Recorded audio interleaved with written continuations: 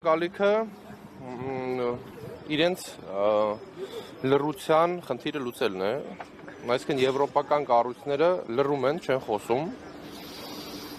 եւ մենք պետք է հասկանանք, թե որն է պատճառը, նրանք համաձայն են Փաշինյանի իշխանության այս ռեպրեսիաների հետ, թե ինչու են նրանք լռում։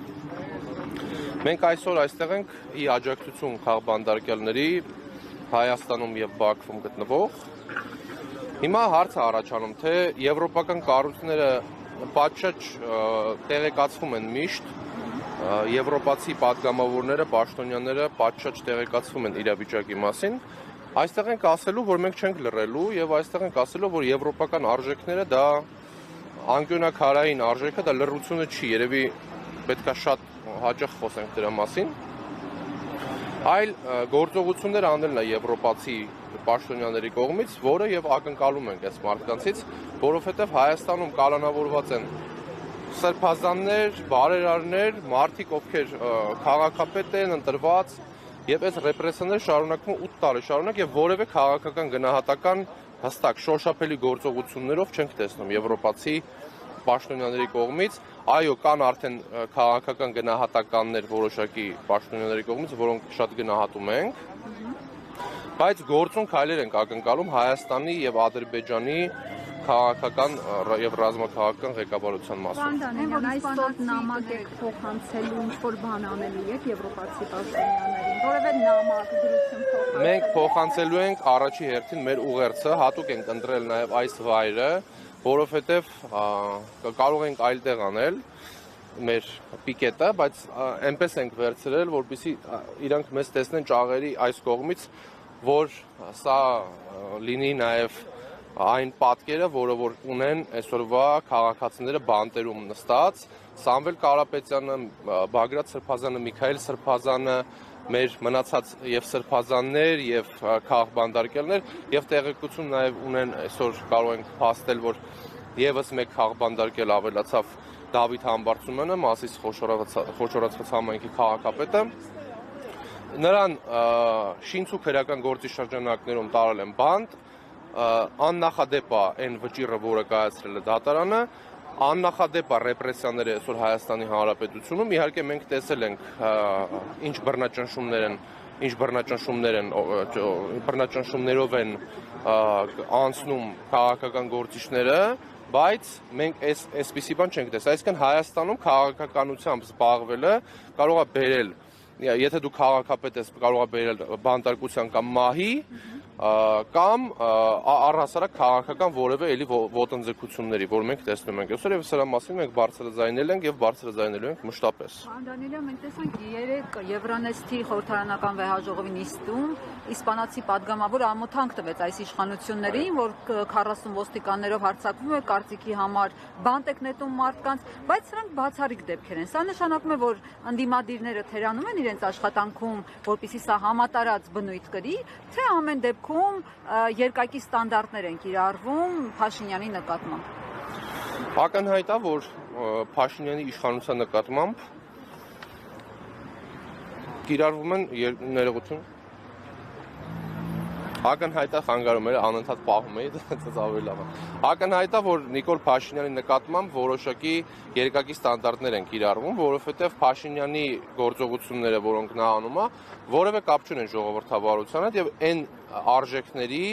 այն ժողովրդավարության, այն եվրոպական արժեքների, որոնց մասին մենք գիտենք պատմության դասագրքերից, որոնց մասին մենք գիտենք մեր դավանած, պահպանողական ժողովրդավարության եւ պահպանողական եվրոպական արժեքներից, որոնց մաս է կազմում նաեւ Հայաստանի Հանրապետության քաղաքացին եւ ուզեցել ենք, փորձել ենք միշտ որ մաս կազմի, բայց այսօր ուղղությունը թեքվել է եւ խաղաղության մասով այլ ձևաչափ ձևավորված եւ արդարության մասով Հայաստանում այսօր լրագրողների նկատմամբ ոտնձգություններ են կատարվում, քաշքշվում են, ծեծի են ենթարկում կանանց եւ կապ չունի կինա թե տղամարդ լրագրողներին, խոսքի ազատություն չկա, որովհետեւ խոսքի համար կարող ես կալանավորել ինչպես իրավաբաններ, սրբազաններ, հոգեվորականներ, բարերարներ, այդ մարդիկ կալանավորվել են ոչ թե գործողության, ոչ թե ինչ որ ապօրինի գործողության համար, այլ կալանավորվել են բացառապես խոսքի համար։ Հայաստանում, այսինքն արձանագրում ենք, որ չկա խոսքի ազատություն եւ այն հանդուրժողականության եւ սիրո հեղափոխությունը, որը այդ քողի տակ արված հեղափոխությունը, որը 2018 թվականը տեղի էր ունեցել, փաստորեն մահաբեր պատերազմ բերող նոր հանձնումներով լեցուն եւ որևէ կապ չունեցող այդ խոստումների հետ գործընթաց է եղել եւ ժողովուրդը խաբվել է։ Հիմա այս տրամաբանությամբ մենք ասում ենք, որ պետք է իմպիչմենտի գործընթացը սկսենք, որովհետեւ վարչապետը չի իրականացրել առնվազն 2021 թվականին տված իր խոստումները, նախընտրական խոստումները, որոնք նա խոստացել էր ժողովրդին, նա խաբել է ժողովրդին եւ մենք դա արձանագրել ենք նախաձեռնելով իմպիչմենտի գործընթաց, իմպիչմենտի արդեն միասնական տեխնացու Դավիթ Համբարձումյանին դրանք բանտարկեցին, որպեսզի կասեցնեն այդ ընթացքը, որովհետեւ ակնհայտ է, որ Հայաստանի Հանրապետությունում ապրող բոլոր յուրաքանչյուր քաղաքացի իր վրա զգում է Նիկոլ Փաշինյանի ռեպրեսիաները, որովհետև հիմա Մասիսի համայնքապետին են բռնել, մի քանի օր առաջ Գյումրու համայնքապետին են բռնել, քաղաքապետին, եւ այդ մարդիկ, ովքեր իրանց ընտրել են, պատկերացրեք իրանց ապրումները, որ իրանց ընտրված քաղաքապետերին, ով չի ընդունում Նիկոլ Փաշինյանի գիծը եւ համարում է Նիկոլ Փաշինյանի գործողությունները ոչ հայանպաստ, այդ մարդիկ հայտնվում են բանտում։ Եվ մենք այսօր այստեղ ենք ասելով, որ այո, ինչպես դուք նշեցիք, եվրոպացի պատգամավորները արդեն բացահայտ կշտամբում են իշխանություններին, ասելով, որ Հայաստանում այո չկա ժողովրդավարություն, եւ մենք այսօր պետքա հասնենք այն գործընթացին, որ դա լինի քաղաքական գնահատական ոչ թե մեկ կամ երկու պատգամավորի կողմից, այլ առհասարակ կառույցների կողմից, միջազգային կառույցների եւ այդ կառույցների պատասխանատուների կողմից, որ Հայաստանում խոշտանգում են քաղաքական գործիչներին, Հայաստանում չկա խոսքի ազատություն եւ դատարանները կատարում են քաղաքական որոշումներ, քաղաքականացված է դատաիրավական համակարգը եւ մարդու իրավունքները դրանից տուժում են։ Պարոն Դանիելյան, դեռ օգոստոսին Եվրախորհրդարանը հույս էր հայտնել, որ խաղաղության այս գործընթացը կբերի նրան, որ ազատ կարձակվեն Բաքվում պահվող գերիներն ու պատանդները։ Ձեր կարծիքով հետևողական կլինի Եվրախորհրդարանը, որպեսզի խոսքը փոխվի գործի։ Առաջի հերթին պետքա մենք որպես Հայաստանի Հանրապետության քաղաքացիներ պահանջատեր լինենք մեր հայրենակիցների ճակատագրին, այն է բարձրաձայնենք եւ չհրաժարվենք Բաքվում պատանդարված մեր հայրենակիցների իրավունքները պաշտպանելուց։ Այսինքն, ինչ է նշանակում խաղաղության համաձայնագիր առանց ռազմագերիների, առանց ռազմաքաղաքական ղեկավարության մասին որևէ հիշատակման։ Ինչ է դա նշանակում։ Դա նշանակում է, որ չկա որևէ գործընթաց, որը հայանպաստ է, եւ այն գործընթացը, որը Փաշինյանը իրականացրել է այդ խաղաղության քողի տակ նոր հանձնումների, մասնավորապես նկատի ունեմ Սյունիքի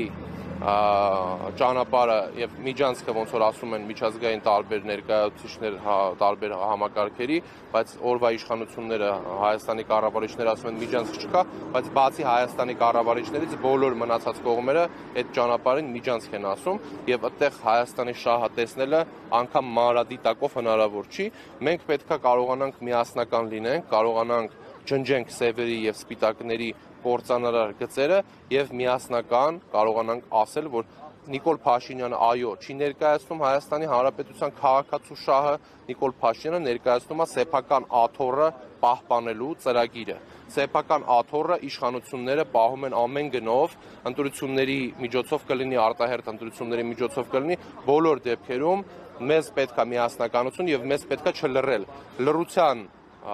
գինը նոր քաղաքական բանտարկյալներն են։ Այսօր մենք իրականացնում ենք եւս մեկ քաղաքական ակցիա պիկետ, բայց ցավոք սրտի այս պիկետները միայն շատանում են, չեն նվազում եւ մենք ցավոք սրտի անընդհատ հայտնվում ենք դատարանների հայաթներում կամ այլ տեղերը նրա պատճառով, որ նոր քաղաքբանտարկյալներ, նոր քրեական գործեր եւ նոր քաղաքական հետապնդումներ են իրականացվում քաղաքական այս կամ այն գործչի ընդդիմադիր այս կամ այն կարծիքը ներկայացնող անձանց վերաբերյալ։ Դուք խոսում եք այս իշխանության ժամանակ ռեպրեսիաների մասին, ԱԳՆ նախարար Արարատ Միրզոյանն ասաց իմ ընդդիմադիր եղած ժամանակ ընդդիմադիրներին սպանում էին։ Քանի անգամ եք սպանել Արարատ Միրզոյանի եւ իր թիմակիցներին։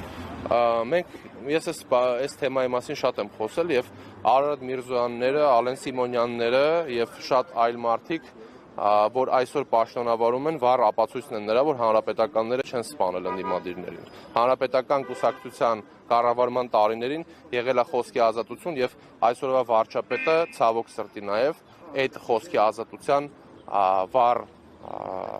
ցուցիչ է, որ եթե հանրապետականները լրացնեին քաղաքական գործիչներին, ոչ Ալեն Սիմոնյանները, ոչ Տիգրան Ավինյանները եւ ոչ Արարատ Միրզոյանը ազատության մեջ չէին լինի, այլ կլինեին բանտում, ոնց որ հիմա բանտում են